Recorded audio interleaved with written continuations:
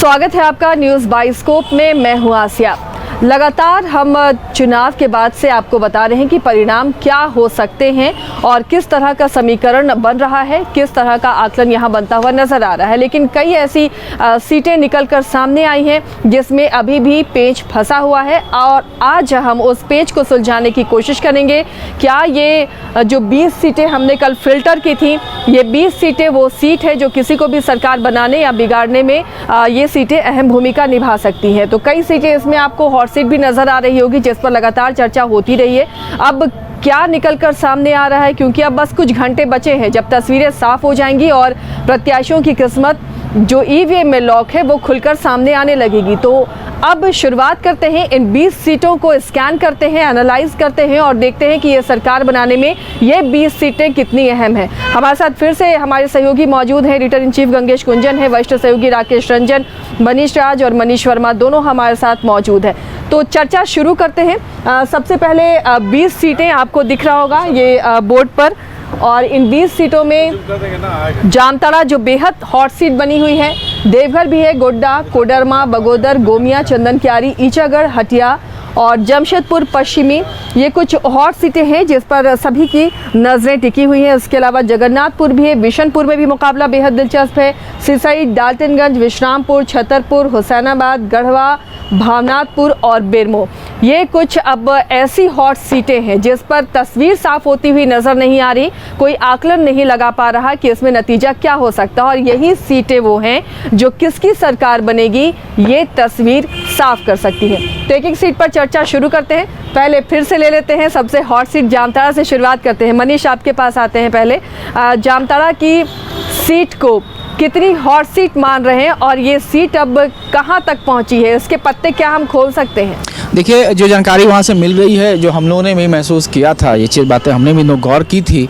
एक तो पहले से वहाँ पे कुछ बागी थे जो बीजेपी में को परेशान कर रहे थे, हालांकि उनको ज़रूर मना लिया गया।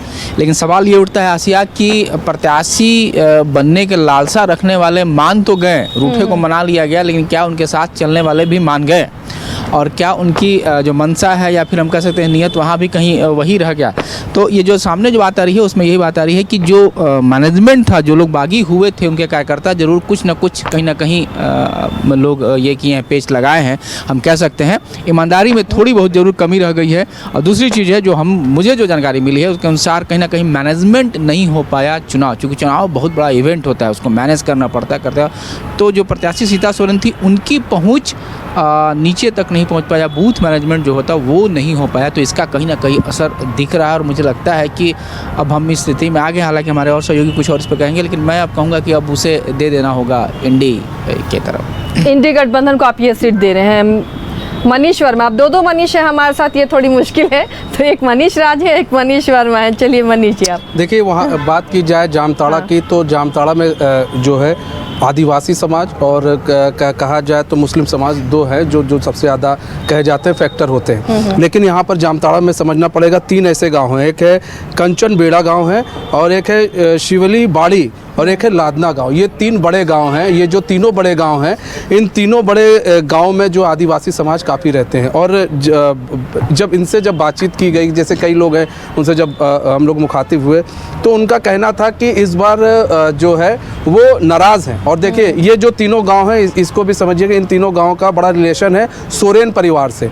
तो उनका ये कहना था कि हम जो है वोट बीजेपी को नहीं, सोरेन परिवार की बहू को करेंगे इस बार। तो कहीं ना कहीं अब हमारे हिसाब से ऐसा लग रहा है कि अगर ये 3 बड़े गांव हो गए और इनके साथ कई लोग जो जुड़े हुए लोग हैं, जो आदिवासी समाज के जो लोग हैं, वो लोग जो है वोट कर रहे हैं, तो वो सोरेन परिवार को वोट कर रहे हैं, वहाँ पर सोरेन परिवार की बहू को वोट कर रहे हैं। क्योंकि जो शिबू सोरेन है, उनका बड़ा यहाँ से लगाव रहा है इन सब गाँव से, और काफ़ी लोग इनको मानते भी हैं वहाँ पर। तो जो वोटर्स हैं, वोटर्स का जो ध्यान है इस ओर पलटा है। वोटर्स जो है इस बार जो है आदिवासी समाज पलटे हैं। तो मेरे ख्याल से इस बार जो है जामताड़ा में सीता सोरेन आ सकती है, यानी कि एनडीए आ सकता है। रंजन जी, ये जो 3 गांव का जिक्र मनीष कर रहे हैं, अगर मान लिया जाए कि इन तीनों गांवों की आबादी को मिला ले 10-15 हज़ार अगर है, तो अगर ये वोट शिफ्ट होते हैं और अगर ये पूरे आदिवासी बहुल इलाके हैं, तो लगता है सीता सोरेन के लिए जीत की तस्वीर बन सकती है। देखिए, सवाल सिर्फ इन 3 गांव का नहीं है। अगर ये ट्रेंड है कि हम शिबू सोरेन की बड़ी बहू को वोट दे रहे हैं, तो ये आगे भी पेनिट्रेट करता हुआ चला जाएगा, फिर ये एक ट्रेंड बन जाएगा। और अगर ऐसा हुआ तब फिर सीता सोरेन की स्थिति मजबूत हो जाएगी। लेकिन बड़ा सवाल वही है कि ये जो 27% ट्राइबल वोटर्स हैं यहाँ पर, वो आखिर जा किस तरफ रहे हैं। आप मनीष कह रहे हैं कि वो सीता सोरेन की ओर जा रहे हैं गुरुजी की बड़ी बहू के नाम पर, और जो हमारे दूसरे मनीष जी हैं उनका जो सोर्स है वो कह रहा है कि इरफान अंसारी की स्थिति जो है वो ज़्यादा बेटर है। तो अब यही देखना होगा, क्योंकि देखिए यहाँ पर जो खेल है, और एक दिलचस्प बात आपको बताऊं कि ये स्टार वार है और यहाँ पर इतने हाई प्रोफाइल लीडर्स हैं, लेकिन पिछली बार से वोट परसेंट यहाँ गिरा है। ये एक चीज़ है। पिछली बार जो है 76.71% वोट हुआ था, इस बार ये 75.38 है, मतलब 1.25% वोट जो है वो नीचे की ओर आया है, जबकि उम्मीद थी कि ये बढ़ना चाहिए था। तो ये जो निराशा है वो किसके मन में है, कौन से वोटर हैं जो वहाँ नहीं गए हैं, इन सारी चीज़ों पर डिपेंड करेगा। इसलिए जामताड़ा एक ऐसी सीट है जिसके बारे में किसी कंक्लूज़न पर पहुंचना बहुत मुश्किल हो गया है, क्योंकि समीकरण इरफान अंसारी के पक्ष में है। लेकिन जो रिपोर्ट्स, जैसे मनीष वहाँ गए हुए थे, वहाँ इन्होंने कई दिन गुजारे हैं, ये जो कह रहे हैं कि अगर यही ग्राउंड रियलिटी चारों तरफ है, तब फिर सीता सोरेन की स्थिति जो है वो मजबूत हो जाती है। इसलिए मैं अभी भी इसमें किसी को फेवर नहीं कर पा रहा हूँ कि कौन से फेवरेट वहाँ पर निकल कर आएंगे। गंगेश जी, आकलन क्या कह रहा है? अब जामताड़ा की सीट को क्या हम एनडीए या इंडी फोल्डर में अब डिवाइड कर सकते हैं? देखिए, दो बातें बहुत इम्पॉर्टेंट है। जितनी बातें रंजन ने कही वो अपनी जगह पे है, इसके अलावा या जैसे मनीष ने जो बातें कही, दोनों मनीष ने अपनी अपनी बातें रखी।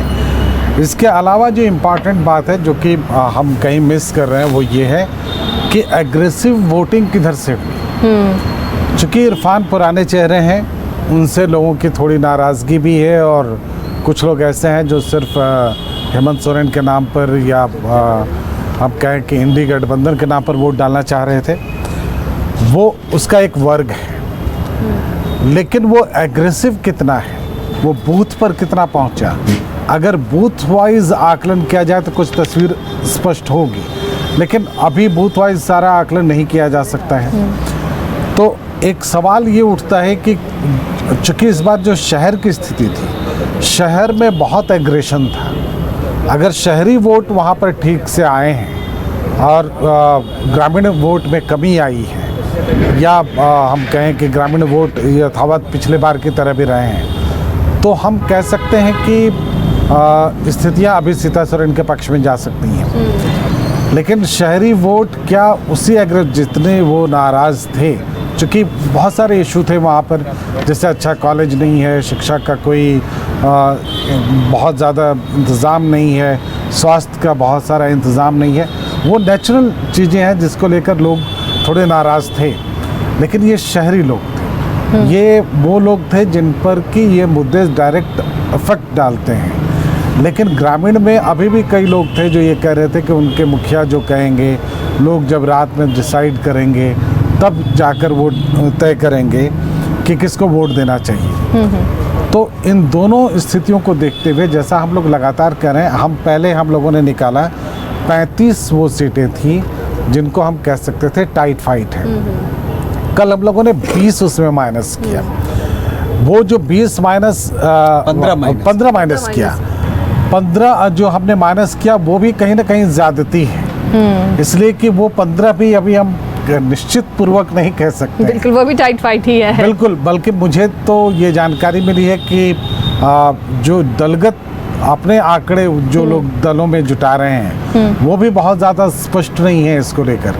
तो हम अगर हम ये कंफ्यूज हैं तो दल भी यहाँ कंफ्यूज हैं, उनके अपने कैडर के जो बातें आ रही हैं तो बहुत स्पष्ट अभी भी नहीं है। हाँ, इतना ज़रूर है कि अगर शहरी मतदाता और ग्रामीण मतदाताओं में जिस तरह की फीलिंग्स थी वो कंटिन्यू कर गई होगी, तो इस बात की उम्मीद है कि सीता सोरेन अच्छे कंटेस्ट में है। और अगर वो तमाम समीकरण के बाद जो कहते हैं जातीय समीकरण या वोटों के जो भी समीकरण है, उसके बाद भी अगर वो बहुत कीन कंटेस्ट में, तो ये उनके लिए बड़ी बात है, क्योंकि उनके लिए नया एरिया है। और जिस तरह से जिस जुझारूपन से वो लड़ी हैं वो देखने योग्य है। और इसलिए अगर ये परिणाम नज़दीकी होगा तो तय करना मुश्किल है कि किसको मिलेगा। इसलिए जामताड़ा अभी भी जब तक कि वोटिंग नहीं हो जाती, हम सब इसको टाइट फाइट में ही रख सकते हैं। परिणाम का इंतजार करना होगा। जैसा मैंने कल भी कहा कि अगर 2, 4, 5 हज़ार तक के वोट इस तरह इधर उधर होते हैं तो दुनिया की कोई भी सर्वे टीम उसका सही आकलन नहीं कर पाएगी। चलिए, तो ये जामताड़ा की जो सीट है ये फिर से टाइट फाइट में चली गई है। और आगे बढ़ते हैं देवघर। देवघर में उदय भी हमारे साथ जुड़ गए हैं। उदय, देवघर की सीट को अब किस तरफ देख रहे हैं आप, क्योंकि आज जिसमें से हमें कुछ स्कैन करना है, नतीजे तो कल आने ही है। देवघर की सीट को लेकर अभी भी कुछ कह पाने की स्थिति नहीं है, क्योंकि वहाँ अभी भी वाकई में दोनों ही खेमे काफ़ी मजबूत नज़र आ रहे हैं। हालांकि देखिए, बीजेपी की तरफ से एक हफ्ते पहले, चुनाव से 4 दिन पहले जो माहौल था वो बीजेपी के खिलाफ जा रहा था। कहीं न कहीं लोगों को ये लग रहा था आरजेडी अगर आएगी तो वहाँ पर जो कॉरिडोर का मसला है, उन चीज़ों का विरोध होगा, वो उनके साथ खड़े होंगे कि नहीं, कॉरिडोर नहीं बनना चाहिए। नारायण दास और निशिकांत दुबे के बीच जो खटास चल रही थी उसे भी एक फैक्टर माना जा रहा था। लेकिन वोटिंग के बाद से समीकरण एक बार फिर से उलझे हुए ही वहाँ दिखाई दे रहे हैं। कभी ऐसी खबरें आती हैं कि नारायण दास निकाल लेंगे, कभी दूसरे पिकेट से ऐसी खबरें आती हैं कि नहीं, वहाँ भारी तो सुरेश पासवान ही है। ऐसे में कुछ कह पाने की स्थिति में अभी भी हम नहीं लग रहे हैं। मनीष ज़्यादा बेहतर बता पाएंगे। ठीक है, मदन जी ने जो कहा वही, उदय जी ने जो कह रहे हैं वही बातें वहीं भी अभी है। वो खटास जो है वही सबसे बड़ा कारण बन रहा है। अगर देवघर में कमल नहीं खिलता है तो इसके लिए सबसे क्रेडिट जाएगा तो इन दोनों के बीच जो रिलेशन ख़राब हो गए थे वो सबसे बड़ा चीज़ है। दूसरी चीज़, अभी भी जो जानकारी मिल रही है, अगर दास समाज का, यानी चूँकि नारायण दास जिस से आते हैं, जिस से, उनका वोट में बंटवारा जरूर हुआ है। ज़्यादा हिस्सा अगर मिल गया होगा नारायण दास को तो वो मार्जिन भले ही कम हो, वो निकल भी सकते हैं। तो एज क्या नारायण दास को दिया जाए? मनीष, क्या लग रहा है देवघर में? टाइट फाइट में हम लोग रखे तो बेहतर। देखिए, अब हम इसको थोड़ा प्रखंड के रूप में समझे। देवघर प्रखंड, देवीपुर प्रखंड और मोहनपुर प्रखंड, ये 3 प्रखंड इसमें समझिएगा कि जो मोहनपुर प्रखंड है काफ़ी निर्णायक साबित होता है हमेशा चुनाव में।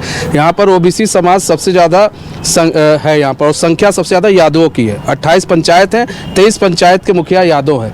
अब यहाँ पर जो सबसे ज़्यादा निर्णायक जो साबित होगा वो मोहनपुर प्रखंड के लोग होंगे। लेकिन बात की जाए यहाँ पर, अगर हम प्रत्याशी नारायण दास की बात करें तो नारायण दास की पकड़ अच्छी है। और नारायण दास जो है वहाँ पर ऐसा मुझे लगता है, क्योंकि वहाँ पर देखिए जो मुद्दे हमें दिखे, मुद्दे वहाँ पर हमें थोड़ा अंतर्राष्ट्रीय भी दिखे, और थोड़ा जो है जिस तरह से आपने देखा था अयोध्या का मामला, पहले भी हमने इस पर चर्चा कर, तो उसको उस तरह से भी जोड़कर देखा जा रहा। तो मेरे ख्याल से जो वोटर्स हैं वो इस ओर जरा थोड़ा ध्यान देंगे, और मुझे ऐसा लगता है कि जो है बीजेपी वहाँ से लीड कर सकती है। देखिए, अगर हम देवघर की बात कर रहे हैं और हम पिछली बार नारायण दास के कमतर प्रदर्शन की बात कर रहे हैं, तो जब उन्होंने कमतर प्रदर्शन किया था और कहा जाता है कि कई सहयोगियों से उन्हें सहयोग नहीं मिला था, तब भी वो 41% वोट लाने में कामयाब हुए थे। मतलब लीड पर वही थे, पीछे थे सुरेश पासवान 39.88% पर। तो ये जो डिफरेंस पाटना है वो सुरेश पासवान को पाटना है। तो हम फिर देखते हैं कि किस में जुड़ रहा है, किस में घट रहा है। तो एक चीज़ अगर आप देखिए कि इस बार माले जो है वो आरजेडी के साथ है, तो वैसी परिस्थिति में पिछली बार माले को यहाँ 1.07% वोट मिला था, तो वो 41% होता है। मतलब वैसी स्थिति में बराबरी पर मुकाबला आता है। अभी भी जो नारायण दास को वोट पिछली बार मिले थे, वोट प्रतिशत, वो सिर्फ बराबर हुआ है, उसको पार नहीं किया जा सका। और मुझे लगता है कि मनीष भी वहाँ पर गए हैं, स्थिति पिछले बार से बीजेपी की बेहतर दिख रही है, क्योंकि जैसा मैं बार बार कह रहा हूँ, कल भी कह रहा था, चूंकि हेमंता विश्व शर्मा और शिवराज सिंह चौहान यहाँ पर मौजूद थे और वो हर सीट पर, बल्कि हर सीट में आप जो अलग अलग पॉकेट हैं उन सब पर उनकी नज़र थी, तो मुझे नहीं लगता कि उतना असहयोग का सामना इस बार नारायण दास को करना पड़ा होगा। प्लस लक्ष्मीकांत वाजपेयी ने अपना जोर लगाया, तो ऐसी परिस्थिति में अगर आप जोड़ें तो मत जुड़ते हुए नारायण दास में ही आपको दिख रहे हैं, उनसे निकलते हुए नहीं दिख रहे। और ऐसे भी नहीं दिख रहे क्योंकि पिछली बार यहाँ पर जेवीएम अलग लड़ रहा था, उसको 4.28% वोट आए थे। पिछली बार आजसू अलग लड़ रहा था, उसको 2% वोट आए थे। पिछली बार एलजेपी अलग लड़ रहा था, उसको भी कुछ प्रतिशत मत आए थे। तो कम से कम ये आंकड़ा एंटी आरजेडी ब्लॉक का वो 50% के आसपास पहुंच जाता है। तो ऐसी परिस्थिति में जो आंकड़े कह रहे हैं और इस बार जो परिस्थितियां रही हैं शिवराज सिंह चौहान और हेमंता विश्व शर्मा की वजह से कि उतना भीतरघात जो है वहां दिख नहीं रहा है, तो ऐसी परिस्थिति में मुझे लगता है कि देवघर में नारायण दास को एडवांटेज दिख रहा है, भले ही वो स्लाइट एडवांटेज हो। तो गंगेश जी क्या मुझे भी यही हाँ। बहुत साफ लगता है। देखिए, पिछली बार जब लोकसभा का चुनाव था तो वहाँ निशिकांत जी का विरोध हो रहा था, निशिकांत ठाकुर का, और वो जो विरोध था वो मुख्य रूप से था उनके खिलाफ एक निर्दलीय खड़ा हो गया था, वो तमाम तरह की बातें थी। इस बार इस तरह का कोई विरोध सामने नहीं आया है, तो बहुत स्पष्ट है कि इसमें जो जितने फैक्शंस अलग अलग थे जो काम कर रहे थे लोकसभा चुनाव में, वो इस बार काम नहीं कर रहे थे। इसलिए हम इस बार हम बार बार कह रहे हैं दुबे 42,738 वोट से जीते और हम बार बार कह रहे हैं कि ये वो सीट्स हैं जहाँ पर बहुत टाइट फाइट हम पहले बता चुके हैं। तो चूँकि हमें एक कंक्लूजन तक पहुँचना है, तो जो स्लाइट जरा जहाँ भी हम लोगों को दिख रहा है, जहाँ पर थोड़ी सी भी बढ़त दिख रही है, तो हम उसको किसी एक पार्टी को दे रहे हैं। हम ये निश्चित रूप से नहीं कह सकते कि ये वो जो स्लाइट एज हम कैलकुलेट कर रहे हैं वो ज़मीन पर उतना ही है, लेकिन अभी तक के आकलन के अनुसार निश्चित रूप से जो बीजेपी है, बीजेपी के कैंडिडेट हैं, उनको बढ़त मिलती हुई दिखती है। चलिए, तो इन 20 सीटों में एक सीट तो एनडीए के खाते में जाती हुई नजर आ रही है, लेकिन जामताड़ा अभी भी टाइट फाइट में है। इसके अलावा बढ़ेंगे आगे, गोड्डा में क्या लग रहा है उदय? गोड्डा की तस्वीर बदल सकती है या अभी भी इसे टाइट फाइट में ही रखा जाए? देखिए, गोड्डा में लगातार 2 दिनों से मंथन कर रहे हैं, हम भी अपने सूत्रों से जानकारी हासिल कर रहे हैं, तो गोड्डा में भी मुझे एनडीए को लीड मिलती हुई दिखाई दे रही है, क्योंकि गोड्डा में बीजेपी का एक जो क्लास है वो बीजेपी को वोट करता है। हालांकि देखिए, वहां संजय यादव ने प्रयास बहुत किया है ध्रुवीकरण करने का, लेकिन मुझे ऐसा लगता है कि फायदा मिलता हुआ दिखाई दे रहा है और अमित मंडल एक बार फिर से ये सीट निकाल सकते हैं, ऐसा मुझे लग रहा है। नहीं जुड़ेंगे उदय जी, लेकिन प्रखर मंडल की जो भूमिका है, प्रखर मंडल जो बीजेपी में थे और वो उतर गए हैं मैदान में, तो उनसे तो मुकाबला दिलचस्प बन गया। और दूसरी बात कि एंटी इनकम्बेंसी बात भी वहाँ पे सामने आ रही है। जो सोर्सेज हैं वो कह रहे हैं कि अमित मंडल थोड़ा सा जरूर दूर हो गए थे अपने मतदाताओं से, और प्रखर मंडल पर अगर प्रखरता से मनीष जी यहाँ पर आपको रोकेंगे क्योंकि सभी पॉलिटिशियन से हम रिएक्शन ले रहे हैं।